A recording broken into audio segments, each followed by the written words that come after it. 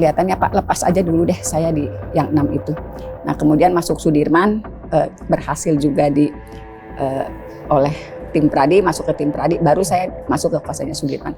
Jadi persoalan itu kenapa saya tidak hadir di sidang itu, karena saya juga menilai pasti ada sesuatu selama perjalanan sidang itu saya akan dapat keajaiban, mukjizat yang karena itu sudah viral kan. Pasti saya harus ada sesuatu dan saya harus keluar, harus meninggalkan ruang sidang. Nah daripada saya masuk di dalam kuasa yang agak sulit, saya misalnya melangkah dan ternyata terjadi juga pada hari ini. Dan itu pun ternyata bukan hal yang mudah. Nasruddin ternyata awalnya lebih percaya kepada tim pencari faktanya Bu Elsa. Ini handphone ini ada 2. Yang satu ini yang digunakan untuk memotret, yang satunya yang setelah memotret saya pindahkan juga di handphone yang lain. Makanya memang ada 2 dokumen yang mudah-mudahan bisa dibuka. Tapi yang satunya belum ketemu. Justru yang handphone yang dipergunakan oleh memotret ini yang sekarang saya ke Jakarta dalam rangka agar bisa handphone itu dibuka. Karena di Cirebon saya kesulitan orang.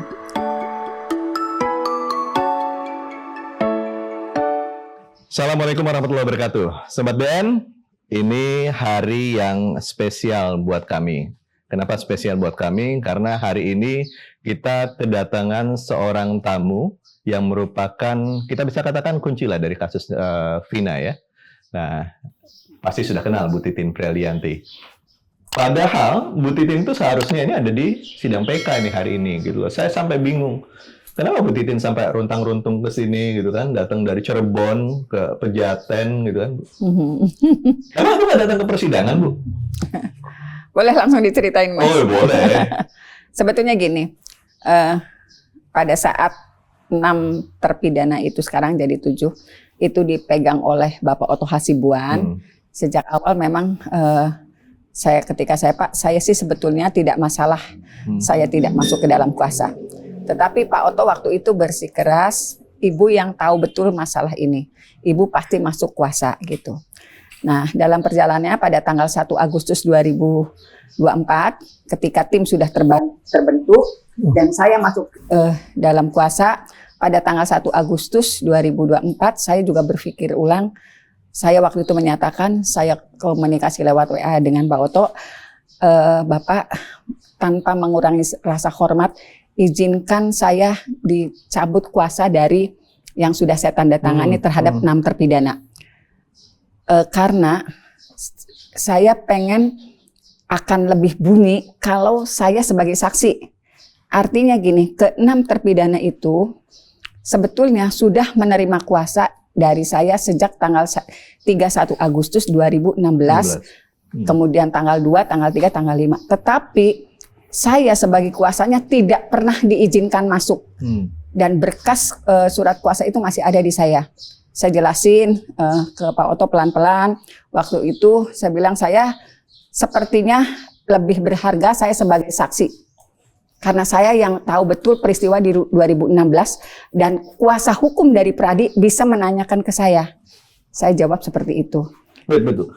Memangnya boleh Bu ya? Jadi dari kuasa hukum, Ibu berubah menjadi saksi? Kalau di kuasa hukum kan dikuasai itu 2016. Nah, yang sekarang itu walaupun sudah ditandatangani untuk 6 terpidana, akhirnya memang dengan berbagai argumen saya, kemudian Pak Oto waktu itu hanya menyatakan nanti kita rundingan dengan tim. Nah, pada akhirnya saya dapat jawaban kalau kemauan Ibu seperti itu, saya akhirnya dilepas dari kuasa yang 6 terpidana. Sebetulnya waktu itu Pak Oto memang tetap menyatakan, Bu sebetulnya Ibu bisa sebagai saksi maupun kuasa. Nanti Pak Oto yang akan berargumen itu di persidangan. Tapi kelihatannya Pak lepas aja dulu deh saya di yang 6 itu.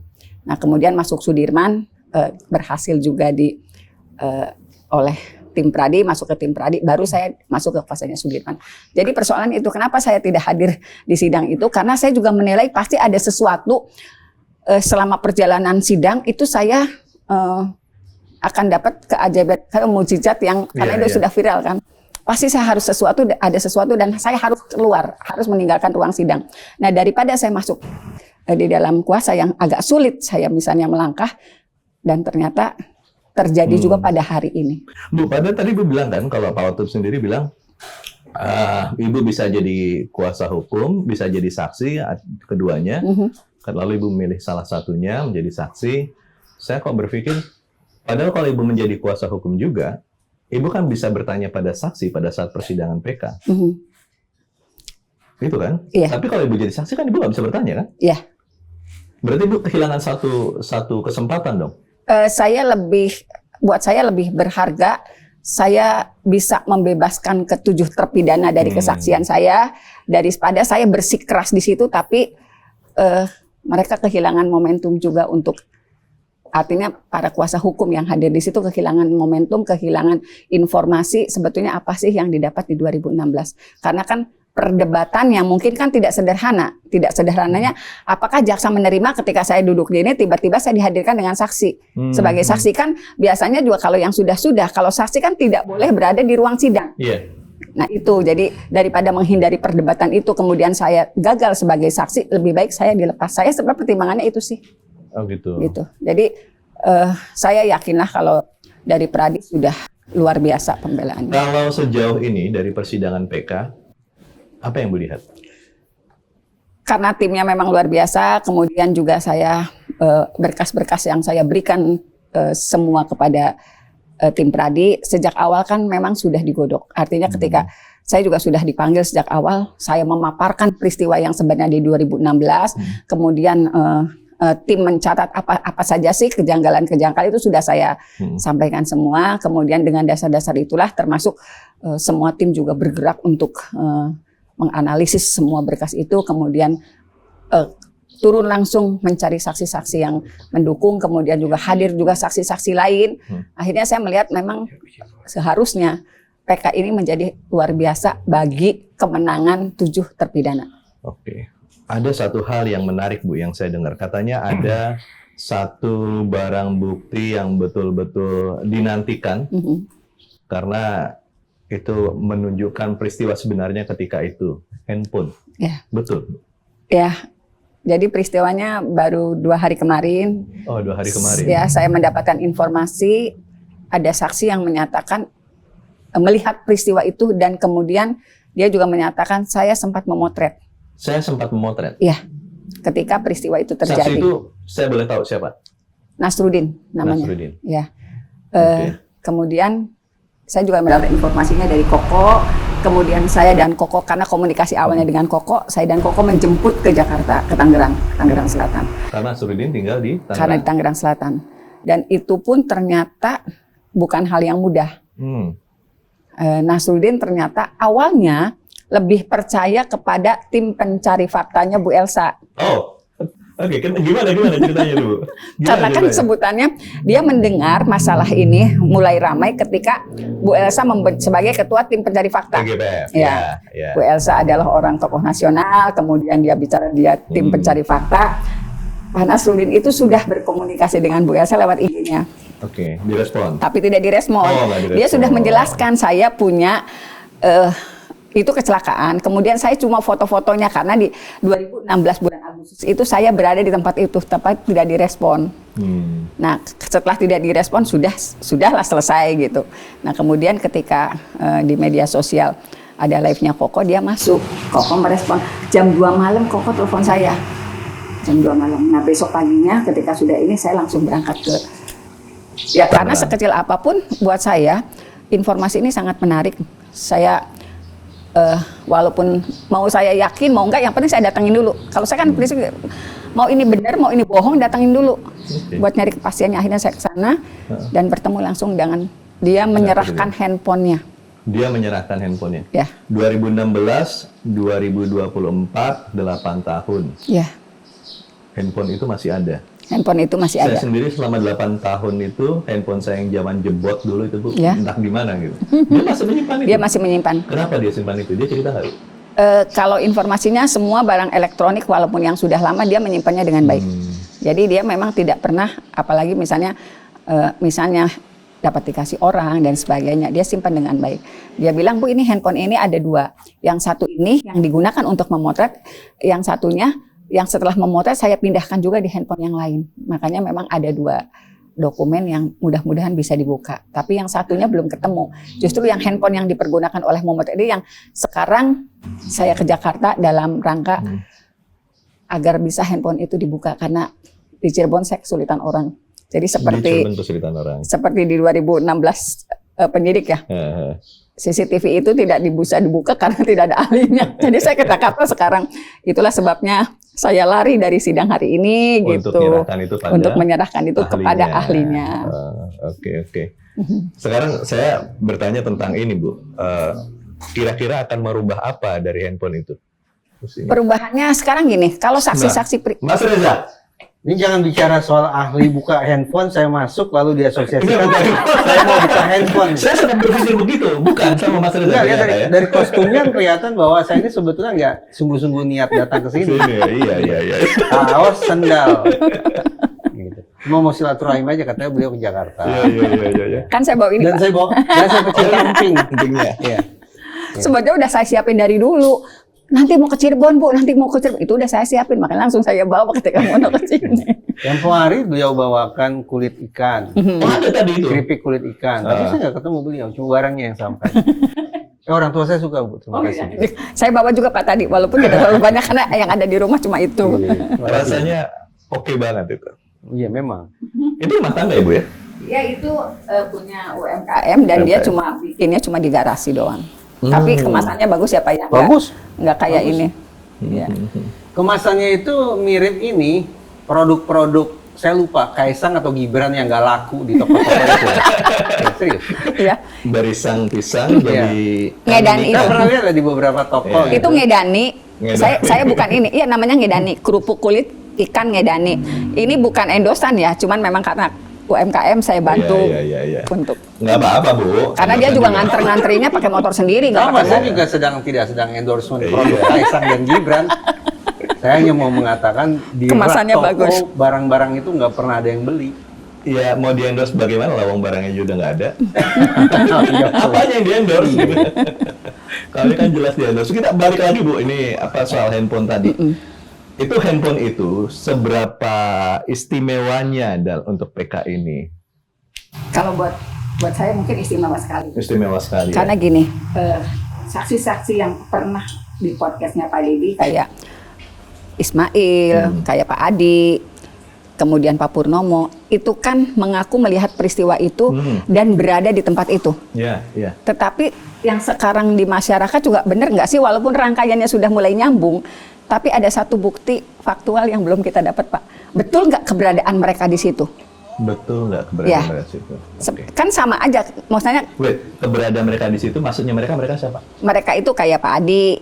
Pak Adi itu yang musafir yang kebetulan ketika peristiwa terjadi sedang duduk di bantalan flyover itu sambil makan. Kemudian Pak Purnomo yang katanya naik motor di jalur yang sama. Nah, Pak Purnomo itu dan Ismail itu kan cerita ada satu orang lagi pejalan kaki. Nah, pejalan kakinya itu ternyata Pak Nasruddin.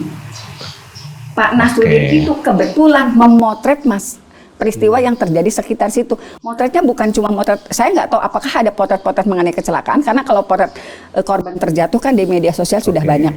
Tapi dia mengaku karena dia takut dengan Pak Adi, yang dia bilang takut dibegal, dia sempat memotret kehadiran Pak Adi di situ.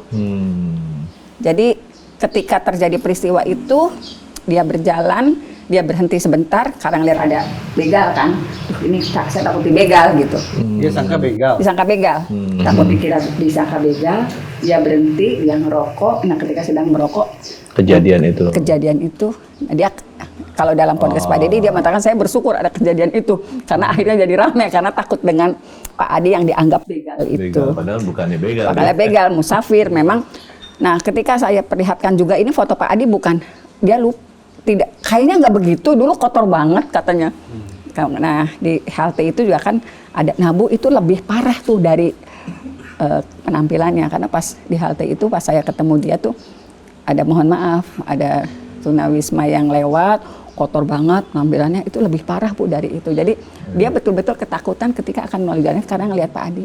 Berarti saya mau luruskan, berarti dari handphone ini yang diharapkan adalah informasi siapa saja yang berada Berada di di tempat sekeliling, itu ya.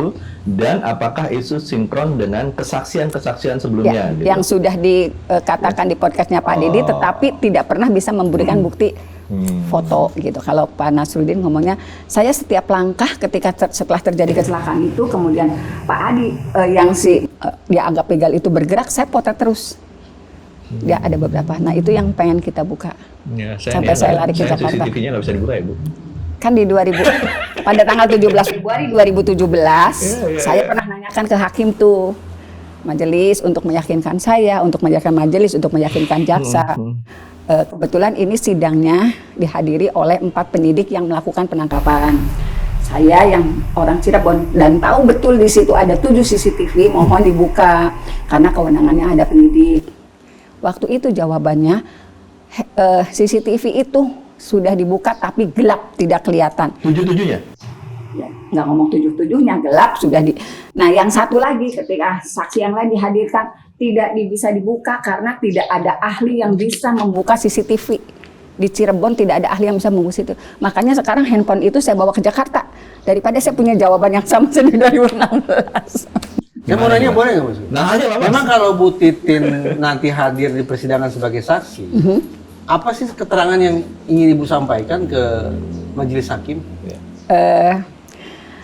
BAP yang disampaikan oleh para tersangka waktu itu adanya di 2016 di awal-awal tanggal 31 beberapa jam setelah penangkapan. Beberapa jam. Ya. Oke.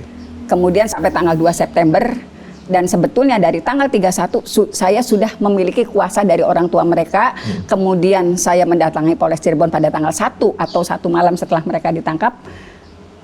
Surat kuasa itu saya komunikasi dengan kepolisian, saya tahu banget saya menyerahkan surat kuasa itu kepada siapa. Terus dia nanya, Mbak Titin pegang kuasanya? Ya, saya boleh masuk? Nanti dulu Mbak Titin, ini masih boleh. Gini aja deh, titipkan kuasanya. Nanti sore atau besok Mbak Titin ambil lagi dalam kondisi sudah ditandatangani. Dan ternyata itu betul. Tanggal 1, tanggal 2, tanggal 3 saya tetap ke sana. Masa sih saya nggak bisa ketemu? Sabar ya Mbak Titin, sabar gitu. Saya masih berpikir positif, walaupun pada sore harinya beredarlah foto-foto yang anak-anak sudah babak belur. Nah, bikin mereka histeris kan. Akhirnya, jadi 6 itu sudah tanda tangan kuasa ke saya, tapi saya tidak pernah bisa mendampingi mereka. Itu. Jadi, kenapa tidak bisa mendampingi mereka? Alasannya memang belum bisa didampingi karena masih dalam pemeriksaan penyidik. Oke. Itu terkait keterangan semasa Ibu di depan penyidik. Ya. Terkait dengan persidangannya sendiri, ada tidak sesuatu yang ingin Ibu sampaikan? Banyak banget. Apa misalnya? Misalnya, sebetulnya kalau di tayangan kemarin kan mereka berbicara soal penyiksaan. Kenapa mereka menandatangani BAP? Karena mendapat penyiksaan yang luar biasa. Sebetulnya di sidang 2016 itu sudah disampaikan. Hanya saja tidak sedetail sekarang. Kenapa?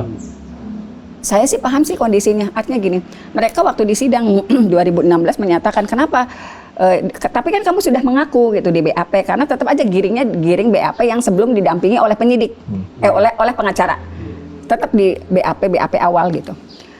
Ya karena kan saya disiksa, disetrum, dipukulin, disuruh minum air kencing, cuma 4 itu. Jadi Ibu ingin menyampaikan ke majelis hakim nanti bahwa itu sudah terjadi penyiksaan sebagai cara yang digunakan oleh penyidik untuk menyusun BAP. Ya. Dan itu sudah disampaikan di sidang 2016. Berarti disimak oleh hakim. Disimak oleh hakim. Lalu apa respon hakim?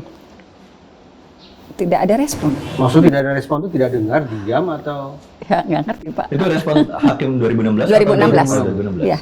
Serius, tidak respon itu bagaimana? Masa hakim diam saja seperti ya diabaikan. Diabaikan. Apa perkataan hakim? Waktu itu salah satu saya cerita Sudirman ya, yang lebih spesifik. Sudirman kan bercerita juga sih. Sudirman kan di sidang juga mencabut, saya juga sama dipukulin gitu. Kemudian hakim nanya, kamu dipukulin karena saya ngelihatnya ketika itu Sudirman tuh lebih kecil badannya, kelihatan lebih ringkih. Saya ingat betul ada salah satu hakim yang kelihatannya interest pada Sudirman. Kemudian hakim anggota? Ketua. Malah hakim ketuanya interest? Iya. Artinya ingin mendalami? Iya, ingin mendalami. Kemudian Kamu dipukulin di mana? Dia ceritain saya dipukul di begini, saya digetok di ini, kemudian. Kenapa ketika kesaksian itu menjadi sesuatu yang berbeda dengan hakim yang tadi Ibu ceritakan, responnya satu hakim itu kelihatan mau tahu tapi kita terputus di situ. Ada apa dengan hakim itu? Karena gini, dari prototip Sudirman kan memang dia kelihatan yang paling tidak berdaya di antara 7 terdakwa dewasa. Itu Hakim Ketua sempat nanyakan, kamu dipukuli juga Sudirman gitu. Dijelaskan. Hakim Ketua tadi iya, yang nanya. Tahun 2016. 2016 iya, diapain ini. Disebutkan disuruh minum air kencing, kemudian tapi kan nggak ada lukanya. Di sini ada. Dia menunjuk waktu itu paha.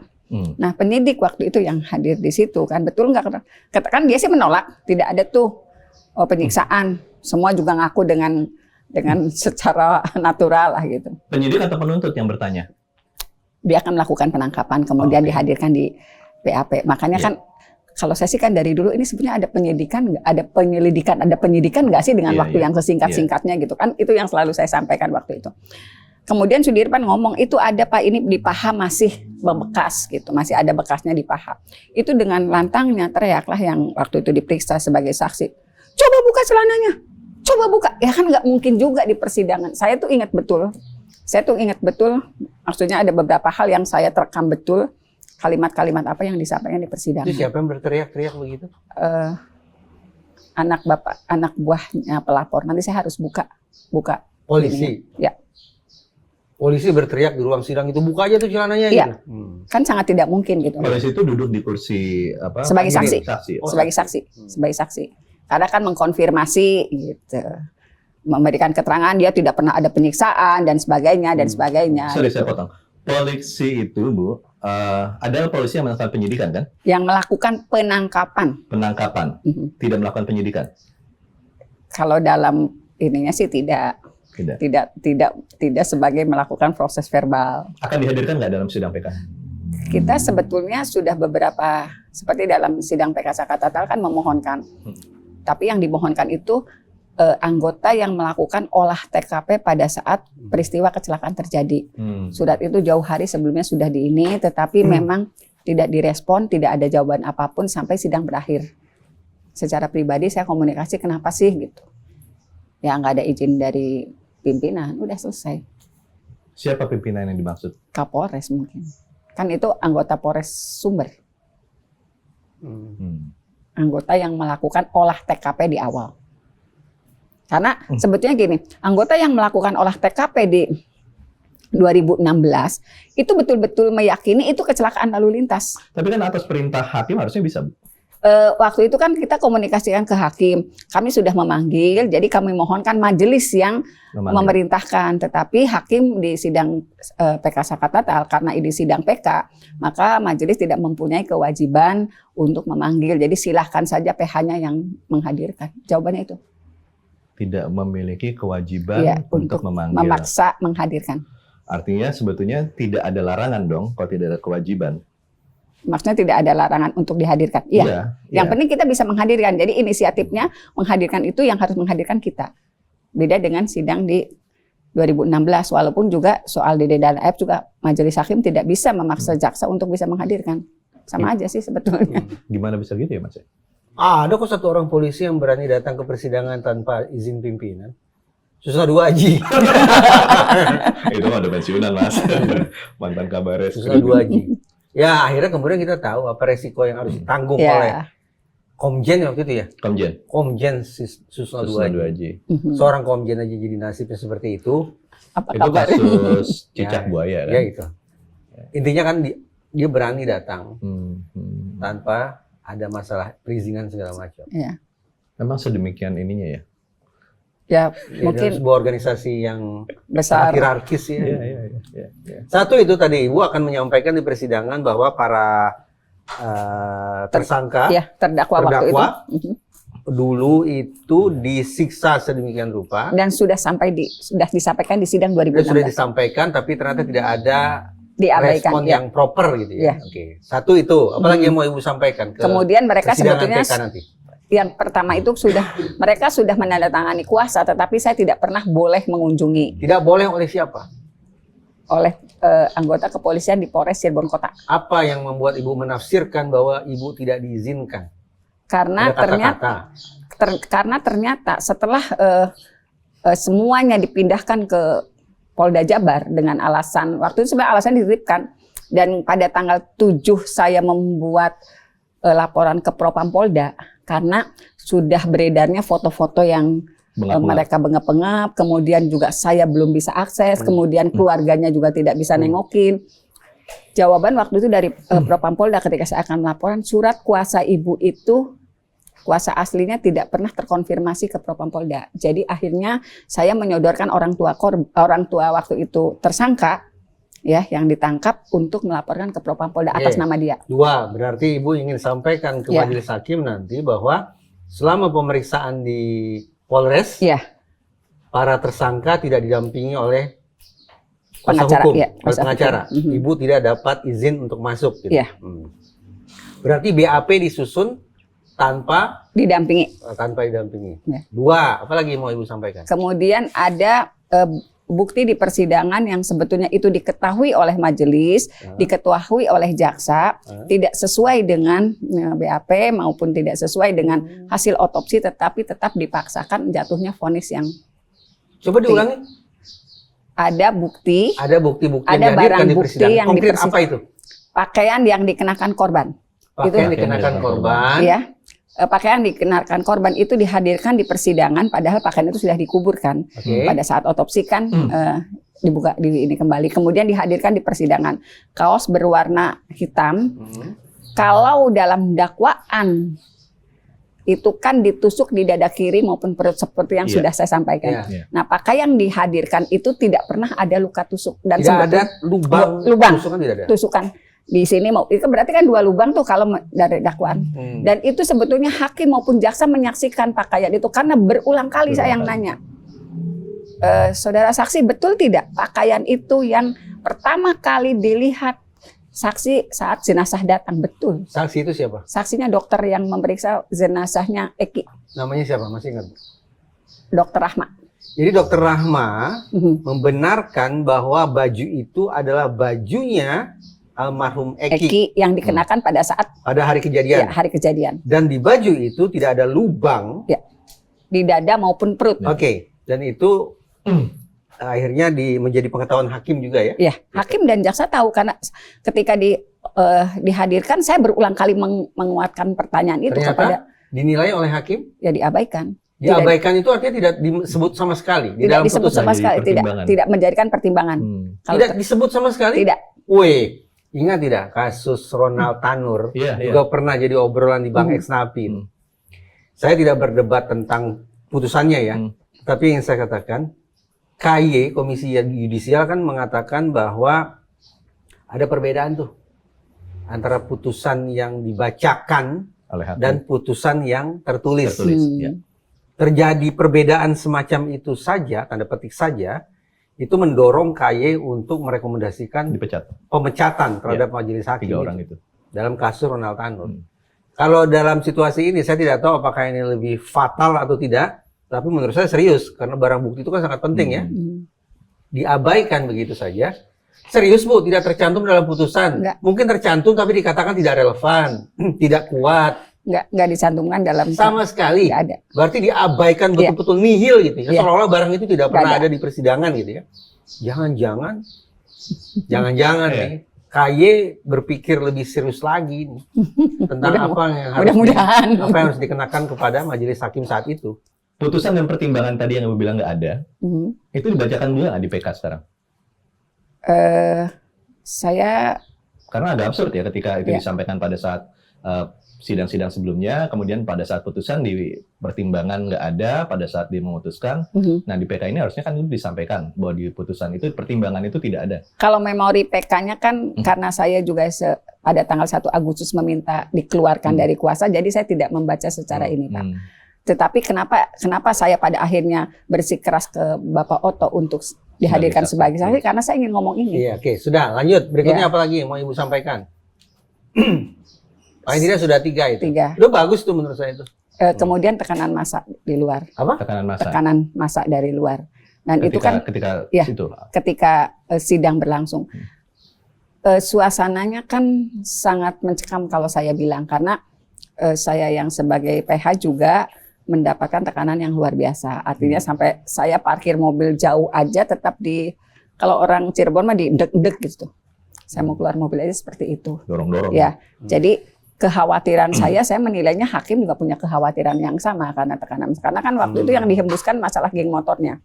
Jadi seolah-olah geng motor itu akan melakukan pembelaan luar biasa terhadap para terdakwa saat itu. Padahal nggak ada, karena mereka juga bukan geng motor. Akhirnya berkumpullah massa yang justru menuntut agar para terdakwa itu dihukum mati. Dan yang jadi persoalan yang saya juga baru ngeh sekarang kan, ternyata di dalam demo-demo itu bagaimana misalnya, mohon maaf, pemandi jenazah itu bisa objektif, ternyata dia juga ikut demo dan bicara paling keras. Nah, ketika sekarang di 2024 dia diwawancara di salah satu podcast, dia meyakini ada pembunuhan.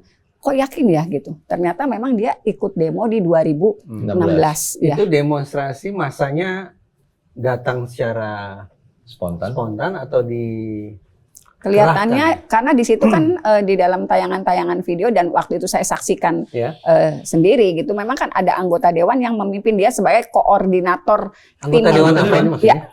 Anggota dewan. Dewan apa? DPRD Kota Cirebon. Oh, DPRD. Karena dewan banyak, Dewan Koperasi Indonesia. Dulu ada Dewan Jenderal, Dewan apa? DPRD. Dewan Koperasi Mekar ya, karena saya disebutnya emak-emak yang jadi pembela Koperasi Mekar. Jadi dulu Ibu memperkirakan demonstran itu dikerahkan, dimobilisasi oleh anggota DPRD. Ya memang dia yang ngomong paling depan, Pak. Motifnya apa, Bu? Nggak ngerti ya. Emang kalau demo-demo itu ada demo bayaran nggak sih? Oh iya. Ya nggak ngerti juga. Gitu. Kalau motifnya apa kan nggak ngerti. Cuman karena waktu itu nih, kalau tidak dihukum. Pertanyaan saya begini. Poin yang satu ini terkait dengan adanya tekanan massa. Apa relevansinya dengan sidang PK? Apa yang ingin Ibu katakan dengan adanya tekanan massa itu apa? Karena semua persidangan pasti ada tekanan. Karena gini, pada awal-awal sidang sebetulnya saya melihat ketua majelis itu agak nyaman memperlakukan kita. Tapi belakangan jadi kelihatannya juga bersikeras. Nah, pada saat setelah saya membacakan pledoi, ini saya bukan ini sendiri ya. Pada saat setelah membacakan pledoi, saya nggak ngerti kenapa. Kalau ketemu saya dia selalu mengacungkan dua jempolnya. Hakim tiga-tiganya? Yang ketua. Jadi di pengadilan kan turun tangga gitu. Kalau misalnya dia turun tangga, dia selalu mungkin kalau secara hati kecilnya sih dia menyadari betul apa yang saya nyatakan benar. Karena kan saya di situ ngomong soal baju yang tidak pernah ini. Tapi kemudian putusan tidak ada dissenting kan? Iya. Tidak ada dissenting opinion kan? Tiga orang hakim sama kan? Oh ya utuh semua. Bu, saya mau tanya. Apa memang udahlah apa kata? Ya, berkas kan dipisah ya. Setelah keluar putusan, berarti ada 3 putusan. Iya. Sama semua atau beda satu sama lain? Ada perbedaan-perbedaan tidak di situ? Kalau justru yang beda dakwaannya. Agak maju. Jadi kalau di dalam dakwaan Saka Tatal, kan ada peran 3 DPO tuh. Perannya Peggy itu di dakwaan Saka Tatal itu berarti kan jatuhnya keputusan juga. Peggy itu turut melakukan pemerkosaan. Kalau di berkas yang, kan berkas itu ada 3, Saka Tatal, kemudian berkas nomor 4 ada Hadi, Eka, Supri, Jaya, Sudirman. Nah, di situ juga ada nama Peggy kan. Tetapi Peggy hanya meraba-raba. Berarti dari dakwaan keputusan juga kan sama. Nah, gitu. Berarti ada putusan yang menyebut bahwa Peggy melakukan pemerkosaan. Ya. Sementara di putusan lain ada yang hanya meraba-raba. Hanya Peggy Setiawan. Meraba-raba. Bukan Peggy Setiawan, bukan Peggy Perong. Maaf, Peggy Perong hanya meraba-raba. Ya. Itu majelisnya sama. Itu pertanyaan saya. Majelisnya beda. Beda. Majelisnya beda. Iya. menghasilkan putusan yang ternyata isinya berbeda. Ya, berbeda. Walaupun majelis berbeda ini maksudnya berbeda 100% tiga-tiganya atau ada satu di antara itu atau bertukar tempat aja posisi. Di antaranya ketua majelis yang ketua majelisnya Sakatata pernah menggantikan. Mengganti. Ya, pernah menggantikan majelis di sidang. Menurut saya poin yang barusan ini juga perlu Ibu sampaikan. Harusnya saling tahu. Iya kan? Iya.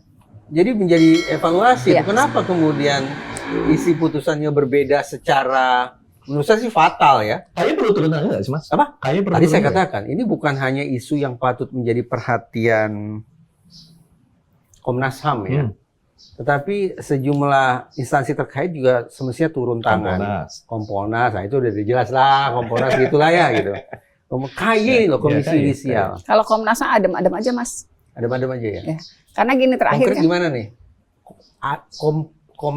Yang adem-adem siapa? Komnas HAM. Komnas HAM adem-adem aja itu gimana maksudnya? Itu kan laporan itu saya sudah sampaikan di 13 September 2016. Tetapi mendapat responnya tuh Januari 2017 saya ingat. Dengan menyatakan bahwa menunggu klarifikasi dari Polda Jabar. Nah, kemudian kan ketika ini muncul rame lagi tahun 2024 bulan Mei dipanggil lagi ya saya. Nah, terakhir kemarin di bulan apa ya? Juli apa Agustus kayaknya saya komunikasi dengan LPSK gimana, Bu? Luar biasa kalau LPSK, luar Sejak biasa. 2016. Kalau LPSK munculnya baru sekarang 2024. Ibu 2016 tidak bikin laporan? Enggak. Tahun 2024 Ibu acungkan 2 jempol untuk LPSK. Ya. Kenapa? Karena memang penanganan untuk Saka juga luar biasa. Kemudian dan berani menyatakan memang telah terjadi penganiayaan, kan sudah disampaikan kan. Penyiksaan. Ya isinya saya lupa oleh 12 anggota, kalau nggak salah dijelaskan seperti itu. Saya tergelitik dengan ini Mas, Komnas HAM tadi Ibu bilang, Ibu 2017 melaporkan juga, kemudian 2024 kemarin juga melaporkan, sampai sekarang belum ada tindak lanjut. Katanya masih nunggu konfirmasi dari Polres Cirebon dan Polda Jabar, terakhir saya ngomong gitu. Jadi konfirmasi itu di 2016 bahasanya gitu, di 2000. Siapa Komnas HAM yang menerima Ibu ketika itu? Lupa sama saya berkasnya, ada sih di. Menurut saya Bu, fotonya bisa tahu. Menurut saya Bu, di persidangan buka semua Bu, jangan hanya peristiwa tapi nama pihak terkait Bu, nama itu perlu disebut Bu. Polisi itu bisa dipanggil juga dong harusnya Mas ya? Iya, harus. Jadi siapa yang nerima dulu surat kuasa saya, kemudian sebut Bu. Gitu. Sekarang itu kan yang menjadi perhatian adalah satu polisinya, terutama Kapolresnya, yang dibilang katanya sekarang sudah jadi jenderal 2 orang kan Mas? Nah itu juga perlu itu kalau menurut. Tapi kan ya semua dikembalikan ke hakim yang tidak bisa memanggil ya. Karena kan kita sebetulnya punya kepentingan kan untuk memastikan bahwa lembaga negara itu baik kan pada dasarnya baik. Polri itu baik, LPSK baik, Komnas HAM baik, karena dibentuk memang untuk kebaikan. Iya, dibentuk untuk kebaikan. Kalau kemudian ada sengkarut semacam ini, ya kita kan tidak bisa pukul rata mengatakan seluruh polisi kacau kalian, tidak begitu kan? Jadi kita harus terukur juga menurut saya. Betul. Kalau dikatakan Polres Cirebon, Polda Jabar tahun 2016 itu kacau balau kerjanya. Siapa itu yang kacau balau? Jangan semua. Jangan semuanya. 400.000 lebih anggota kepolisian. Nggak mungkin semua. Apa? Bisa diulangi kata itu? Tolong Pasti banyak orang-orang baik gitu kan. Banyak yang baik-baik gitu kan. Ya itu benar tadi Mas Reza bilang Bu. Sebut nama gitu kan. Sebut nama Bu. Sebut nama. Karena biar bagaimanapun mereka adalah orang yang pada akhirnya membuat lembaga Tribrata itu menjadi tercoreng gitu. Iya. Karena nilai setitik rusak susu sebelanga gitu kan. Seperti itu. Ya karena kan gini Mas, sebenarnya dari peristiwa 2016 sih saya sih ngelihatnya korbannya banyak. Bukan cuma 8 yang sekarang terpidana dan vonis tinggi. Justru di 2016 yang menyatakan kebenaran itu laka lantas kan kena sanksi semua. Gitu. Oh gitu. Iya. Berapa polisi yang bilang laka lantas jadi kena sanksi Bu? Apa sanksinya? Jumlahnya nggak jumlah siapa personilnya yang ini. Ya saksinya pastilah Mas 2 tahun tidak ada kenaikan. Bu, sampai segitu ya? Kita sudah menyoroti polisi berulang kali. Sekarang kita juga menyoroti hakim. Yang di tengah nih, yang memang selalu luput dalam perbincangan kita, saban kali diskusi tentang kekacauan proses penegakan hukum. Ketika kita ngobrol tentang miscarriage of justice, ada satu instansi yang tidak pernah kita perbincangkan. Itu kejaksaan. Kejaksaan. Ya. Ketika Ibu bersidang tahun 2017, ada tidak penilaian yang bisa Ibu berikan kepada jaksa penuntut umum saat itu? Biasa aja? Jaksa atau kayaknya, bagus?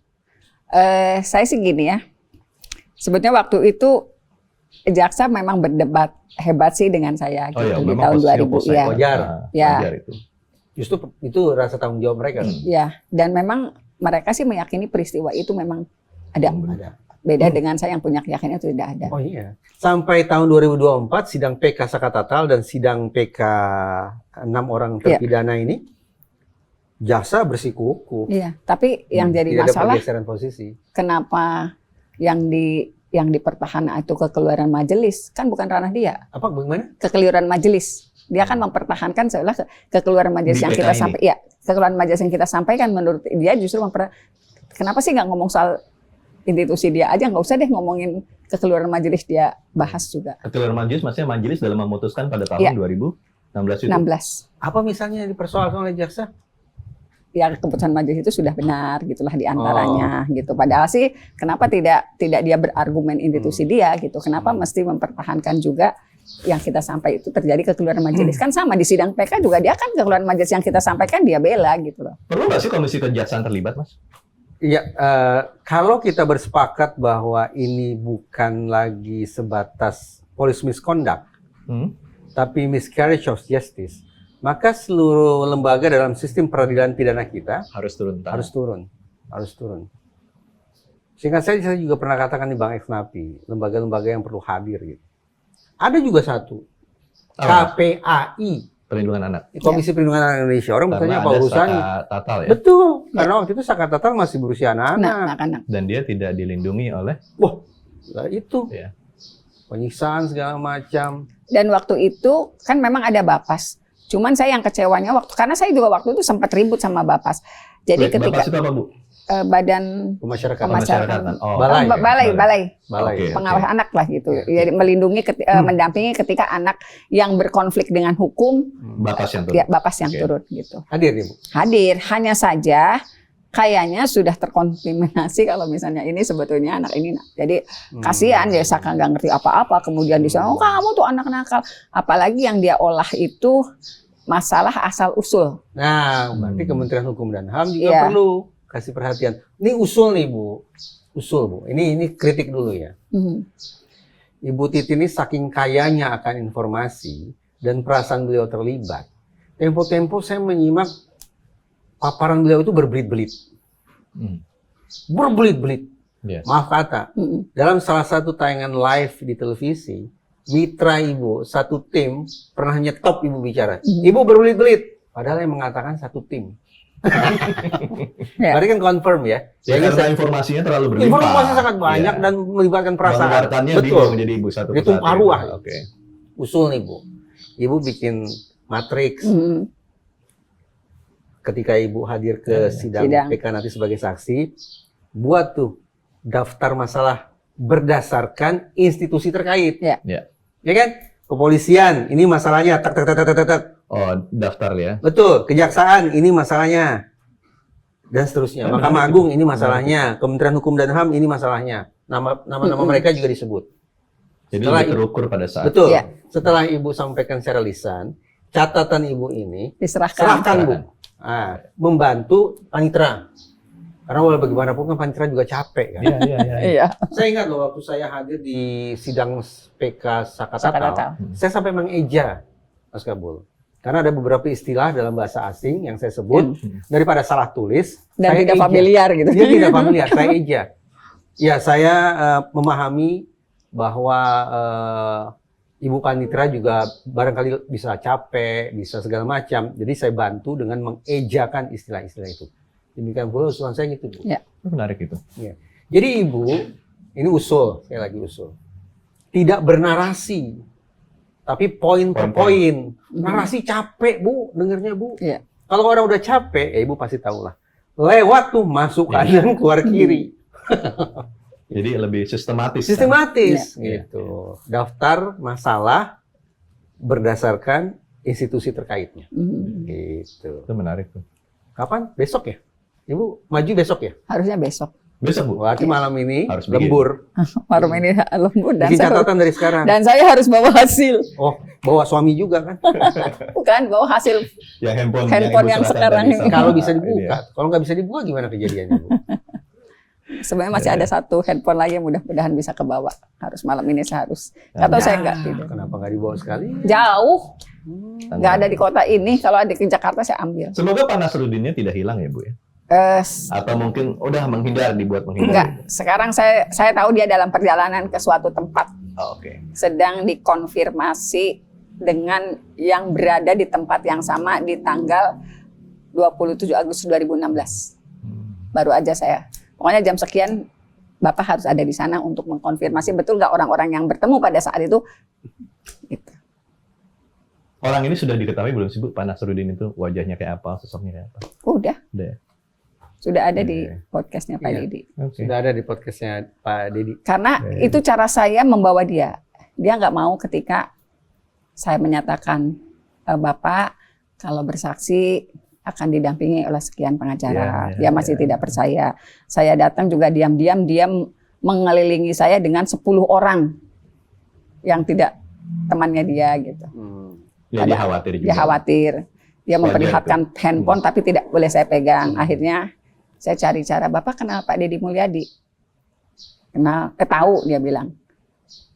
Mau ketemu nggak? Dia diem tuh. Saya WA ke Pak Deddy, Pak tolong video call, ini saya agak susah. Akhirnya selesai, udah.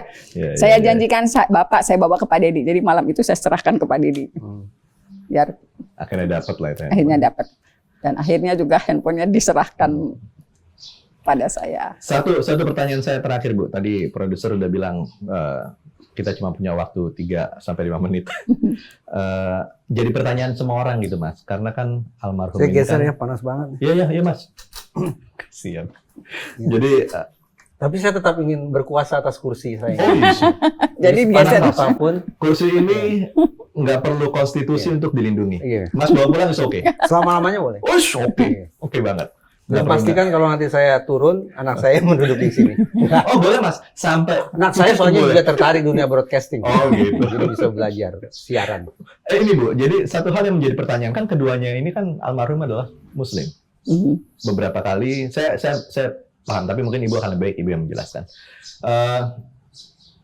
Ibu mengatakan bahwa baju itu dikeluarkan, sudah dikubur, padahal kan sebagai seorang Muslim tentu tidak pakai baju itu dong, pakai kafan itu. Mungkin Ibu bisa menjelaskan kenapa baju itu dikubur. Baju Itu itu tradisi atau bagaimana? biasanya kalau di Cirebon seperti itu ya, ketika misalnya dia kecelakaan dan sebagainya, apa yang dikenakan saat itu dikubur, bukan disatukan ketika dia Tidak dikafani. dikenakan pada Iya saat tidak, dikafani. tetapi Oke. dibungkus plastik, dimasukkan Oke. apa-apa barang-barang yang terjadi pada peristiwa saat itu biasanya dikubur, disatukan di sebelahnya, biasanya liang lahat gitu. Jadi itu sih sebetulnya memang tradisinya begitu kalau di sana. Tradisi di Cirebon memang Iya. seperti itu ya, khusus kecelakaan aja. Atau semua Yang sudah bentuk? sih kecelakaan ya, yang saya lihat misalnya saya kok ikut dibawa gitu ya, dulu pas kecelakaan pakainya ini. Ngomong-ngomong, itu Sakatata sudah sumpah pocong. Ya. Sudah mulai ada tanda-tanda tidak? Ya, happy aja dia. Sumpah pocongnya bekerja gitu. Pulang sumpah pocong apa? Main layangan, Mas. Main layangan. Lega kali ya? Iya, kayaknya udah sekarang Udah plong. orang mau ngomong apa kalau nggak pernah, yuk sumpah pocong bareng-bareng masih nantangin Terus dia. nama lain yang disebutkan dalam surat pocong itu ada perkembangan? Lah, sulit kita mantaunya kayak apa. Wartawannya susah mantau apalagi saya. Menarik nih Mas Kabul. Menarik, Beliau menarik. baru hadir sebagai saksi kan hari Jumat. Iya, Tapi justru isi keterangannya Sudah dibuka sekarang. bukan sekarang. Kita harus live itu Mas. Iya. Dan harus live. Ya, kita dari awal mengawal sampai titik akhir kita Ini kawal. akan ditayangkan sebelum sidang. Pasti sebelum sidang. Kalau bisa malam ini juga ya. Berarti Sobat DN sudah tahu dong isi Tahu. keterangan Bu Titin besok. Ada apa spill. Iya. Kalau bahasa sekarang tuh spill. Spill. Ya, bocor halus. Bocor halus. Sebelah dong itu Mas. Sebelah, ya. Oke, Bu Titin, Mas Reza, nampaknya kita harus sudahi obrolan santai kita kali ini. Santai tapi ngerembetnya jauh ya Mas ya. Mulai dari ekonomi UMKM sampai yang terus private jet, kursi. Dari emping, oleh-oleh sampai ke Ini panas-panas kayak gini disuruh ngobrol, saya khawatir bau. Nah, nggak salah, bau yang saat itu nggak usah sebut-sebut. Oke, Sobat BM, sampai di sini perbincangan kita dengan Mas Reza Indragiri, Bu Titin Priyanti, dan ini adalah yang spesial buat kita kali ini. Nah tuh, sampai kalau bisa di pen itu kelihatan itu, saya punya produser tangannya kepanasan megang kamera. Oke, kita jumpa lagi di lain kesempatan. Jangan lupa klik like, subscribe, dan nyalakan loncengnya agar Anda mendapatkan informasi-informasi terbaru dan terbaik dari Diskursus Network. Wabillahi taufiq wal hidayah. Wassalamualaikum warahmatullahi wabarakatuh. Waalaikumsalam Sampai jumpa. warahmatullahi wabarakatuh.